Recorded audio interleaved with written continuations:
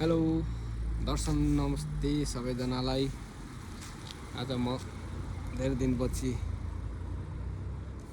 Blog बनाउँदैछु। रुममा कति पनि बस्नु भनेर अब ड्युटीदेखि आएर अल्छी लाग्यो, त्यही भएर यसो भएर निस्किन आँटेको। जाडो मौसम छ, सिजन एकदम जाडोको सिजन परिरहेछ। अनि यस्तो ज्याकेट पनि लगाइरहेको छु। अनि मैले एउटा बुलेट बाइक नयाँ लिइरहेको छु यहाँ, र त्यो बुलेट बाइकलाई पनि अब त्यति राखिराखौँ भन्दाखेरि इन्जिन खराब हुन्छ भनेर यसो एक राउन्ड मार्नलाई म बाहिर निस्किएको। र मेरो बुलेट बाइक हेर्नुहोस् है साथीहरू, यही मेरो बुलेट बाइक यहाँ छ। कस्तो लाग्छ है तपाईँहरूलाई मेरो बुलेट बाइक? नयाँ खरिद गरेर ल्याएको है, भर्खरै।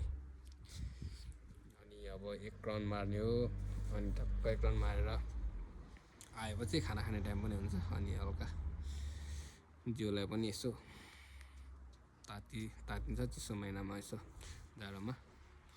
अनि खाना खाएर सुत्ने मजाले। हस्त सबैजनालाई फेरि पनि दर्शन नमस्ते भन्दै र शुभयात्री भन्दै म बिदा हुन चाहन्छु। नमस्ते।